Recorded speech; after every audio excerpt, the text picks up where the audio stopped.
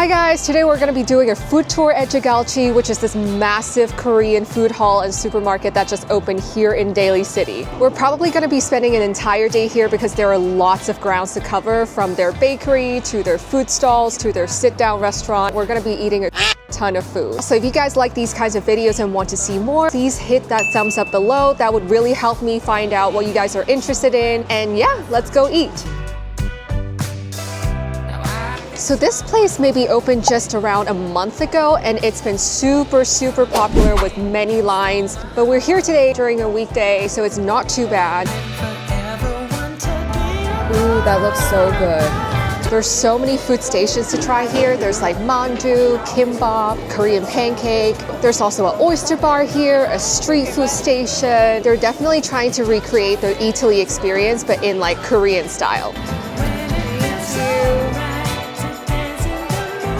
So we just grabbed a bunch of stuff from the cooked food station. There are so many stalls specializing in different dishes. So we got a little bit of everything today just to kind of cover all bases. For banchan, we have the raw marinated squid. And for the rest of the cooked foods, we have seafood pancake, kimchi pancake, sweet and spicy tteokbokki, and the assorted fish cake. So I actually really wanted a kimbap, but I tried the beef one last time and it was so bland and flavorless. I've been scarred. I do not recommend getting that here until they improve. All right, let's give it a try. We have here the sweet and spicy tteokbokki. I really like that they also topped it with some fish cake. That's always a nice touch. Let's try the tteokbokki, which is what we came here for.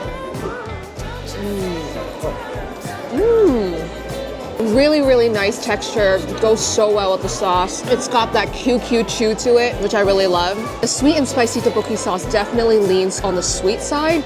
I wish it was actually a little bit spicier. I think more acidity would definitely give it more balance, but overall really good. All right, this would be the kimchi pancake. Oh, just look at how freshly fried it is. I love these crispy little bits. So what's really cool about these pancakes is that they're freshly fried. You can just watch the chefs flipping these pancakes. All right, let's give it a try. Oh yeah. Wow. The batter is super flavorful. I can really taste the kimchi and the scallions in there.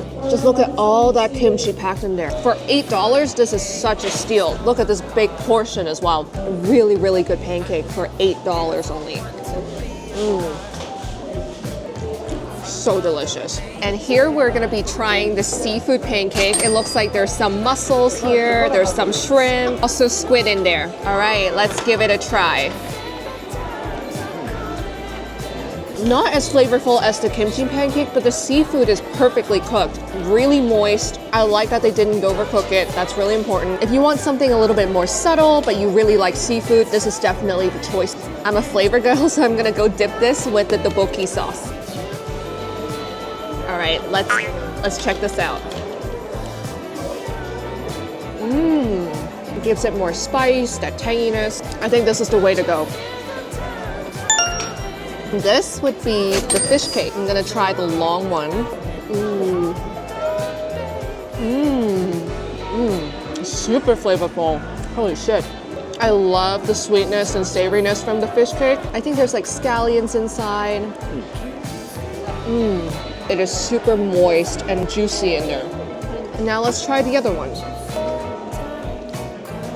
Okay. This one is definitely more savory. The other one is sweeter. So I'm actually looking at the packaging right here. They use fish paste, chili pepper, glass noodles, octopus, cheese, rice cakes, and flying fish roe. No wonder I tasted something really creamy in here. I wasn't sure. That's definitely the cheese. Very impressed with the fish cake. And this is the raw marinated squid banchan. I've actually never had this before. I've had raw marinated crabs, so I imagine they might be similar because it's kind of like slimy. Let's see.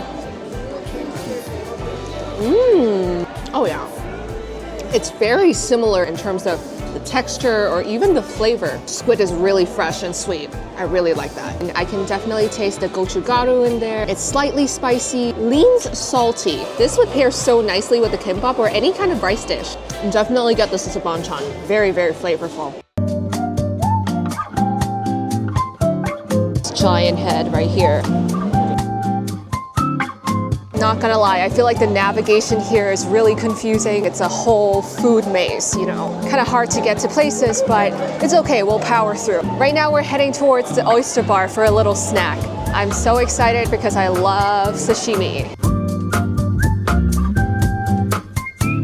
Just got seated at the Oyster Bar. I would say it's pretty chill on the weekday. Usually on the weekends, it's like super packed and you basically order through taking this menu right here. I just want a little snack, so I think I'm gonna get the half dozen steamed oysters. So with this Oyster Bar here, you can definitely see the chefs working the fish, which is pretty cool.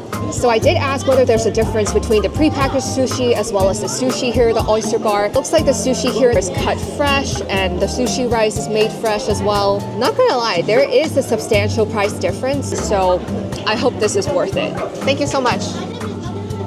I'm super thirsty, so I got their cider. It's called Cheonyeon soda. I'm not really sure what it tastes like, but the can looks pretty nostalgic and cool. Let's give it a try. Ooh. Cheers. Ooh, that is refreshing. It kind of tastes like a mixture between Sprite and cream soda. But it's actually not too sugary because the calories is only 30. So if you're kind of conscious about calories, this is not a bad choice. Thank you so much. Ooh, we have the sushi here. I just had to try out their Bluefin tuna after seeing that gigantic head in their sushi section. From the looks of it, the sushi is holding pretty well. Let's see how it is. Got some wasabi on top.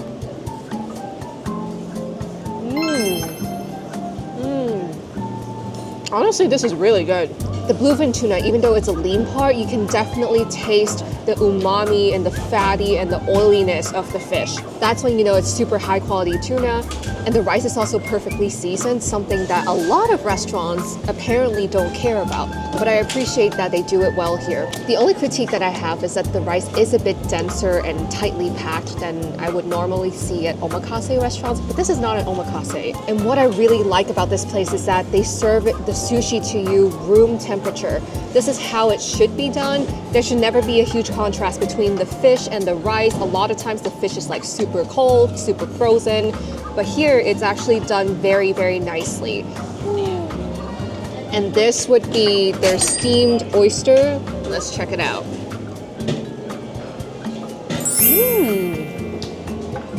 Wow, it's perfectly cooked. Very, very juicy and moist, and you can definitely taste that ocean umami flavor in there. The brine is very subtle, and there's a very, very nice sweetness to it as well. And now I'm gonna try it with the sauce. So this would be their cocktail sauce. Okay. I actually think it's tastier without the sauce because the sauce is kind of overpowering, which takes away the subtleness of that seafood flavor that I really like. They definitely seasoned it with some kind of rice wine. A very, very umami bite for sure.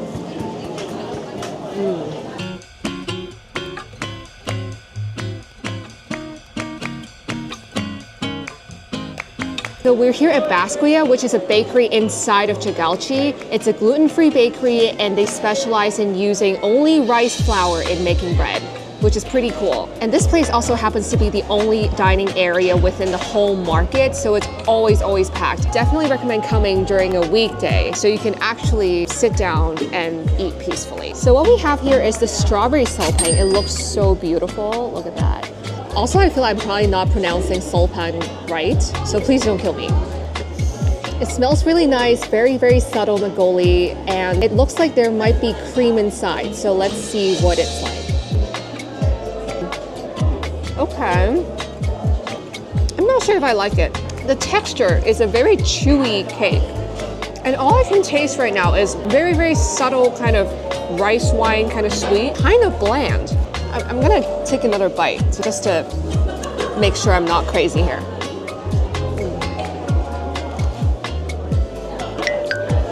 Yeah, it's kind of dry. I feel like it's sucking all my saliva right now. It's kind of like eating a dry sponge. Maybe I'm just not familiar with this kind of cake. So when you eat it with the cream on top, it's definitely way better. It gives it way more flavor. I can definitely taste the strawberry within the cream. But the cake itself, it's really bland and dry. I'm not sure if I'll get it again. I do love a good chocolate cake, and let's put this to the test. It looks kind of moist from the outside. I think it might be a sponge cake. We will see. The cake itself is kind of light and airy. I wouldn't say the chocolate flavor is super dominant here. I definitely think it could be more moist inside. I always appreciate a cake that is on the juicier side, if you know what I mean. I'm gonna eat it with the chocolate flowers on top. The chocolate flowers definitely add more richness and creaminess to it. Not a bad cake, but also not my favorite. So I'm not sure if I would order this again either. And then I also got their Dalgona coffee. And if you don't know what Dalgona is, it's basically whipped coffee froth that's over milk. So it makes it really creamy and dense as a coffee. It's something that was really popular in Korea maybe like 5 years ago. And I actually really like it. So let's see how this one holds up. Wow. I love that it's not too sweet. That's always a win. It's very, very creamy. Really like the notes of toffee in there as well. Really, really nice. And complemented with that creaminess and smoothness from the cream. It's just perfect. Very good.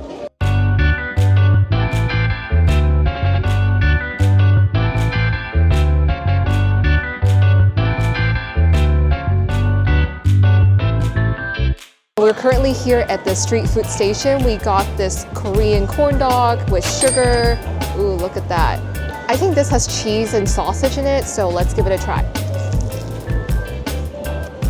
Very sugary. There is no cheese pull. You can see there's like cheddar cheese in there. I would say it's just all right because there's no cheese pull, but it's a little bit dry. It is very crispy in terms of the outer batter. For $5, I'm not sure if I would get it again. I was expecting a hot dog, but all I got was cheese and batter. I guess it's like really small. Oh, that's a small wiener. That's a short sausage. Small indeed. Very small. We're still trying to get to the hot dog. Oh, God. You got it? You got it? This is the amount of sausage. Literally this much. Okay, I'm gonna try this tiny wiener over here.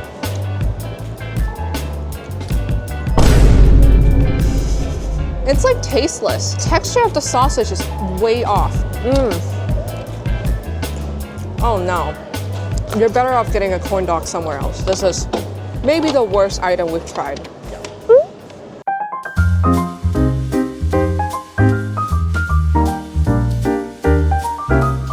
So we're finally here at the last stop for today, which would be Pogu. This is a sit-down restaurant within Jagalchi. It's really hard to miss because it's literally right in the center of the market. Run by Michelin-starred chef Tony Yoo. He's actually right here. I just saw him in the kitchen. Apparently, he's the first to earn a Michelin star back in Korea.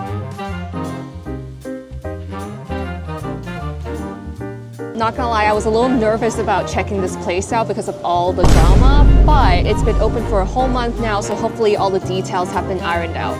We shall see. What's really cool about this restaurant is that they have this whole open kitchen concept, so you can see people making kimchi, baking bread, all those things. Here we have the complimentary bread. It looks really beautiful. Look at that. They also have 4 different banchans, including kimchi, pickled beets, potato salad, and some seaweed. I'm going to check out this bread first. It tastes like a rice flour bread or cake. Definitely a very chewy, dense texture to it. The sweetness of the bread is very subtle. Almost tastes like a very toned down version of a cornbread. These are the other banchans. This is a really good seaweed salad. I just love the pickled cucumbers with the umami from the seaweed. This might be one of the best seaweed salads I've ever had. Let's try the potato salad. Very creamy. It has a nice balance of acidity from the fruits, I think. Maybe apples. And then this is beet. Not gonna lie, I'm not usually a fan of beet, so let's see how this would taste like. I kind of like it. Basically pickled beets. Very crunchy, very, very refreshing. Okay. The food actually came super quick, maybe a little too quick, because once we sat down, we were served everything. This is the blue crab cabbage appetizer. Look at how beautiful it is. It's like a piece of artwork in terms of the colors and everything. It's super pretty, but let's see how it tastes. It's like literally packed with blue crab and it's wrapped with this cabbage and there's some peppers on top, onions as well. Okay. So instead of like crab meat, it's definitely some kind of crab paste that I'm tasting. Crab flavor is really subtle. I really like the crunchy texture from the onions, the peppers, as well as the cabbage. Let me see what this orange sauce is about. It's a pumpkin sauce. It's really the sauces right now that's kind of like giving it a lot of bright notes and vinegary flavors. This dish overall leans really refreshing. I just wish I could taste the crab a little bit more because right now I feel like it's the sauces that's doing a lot of the work. But overall, very, very clean dish. So this is the Bulgogi rice bowl. As you can see here, it's like packed with bulgogi on top. There's scallions on the side. It makes it super pretty. Let's give it a try. The beef is really nicely marinated. Overall, it's a very, very sweet, savory balance. The one critique that I have is that the beef is on drier side, but because the flavors are so nice, I'm totally okay with what I'm having right here. This might be my favorite so far.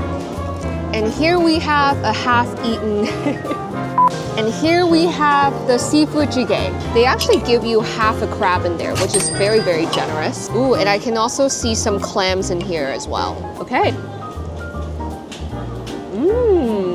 The jjigae has this really nice, subtle sweetness in the soup, even though it is very, very savory. The crab definitely adds this nice seafood flavor to it. It's very, very subtle, and the spice definitely creeps up on you.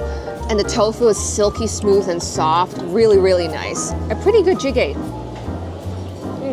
And this would be the final dish that we're trying. These are the Gangwon buckwheat noodles. There's some chicken in there, topped with arugula. And I think the orange sauce is looking like pumpkin.